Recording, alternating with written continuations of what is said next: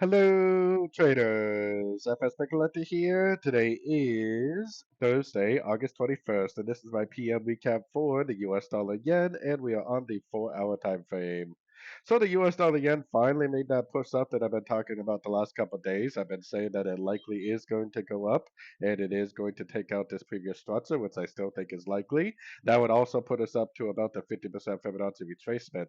Now, it doesn't have to stop there. It could go up to the 61. It could even go to the 78. If you see it go up to any one of these fib levels, make that like double top break or structure to the downside, I would definitely stop looking for longs and start looking for shorts again.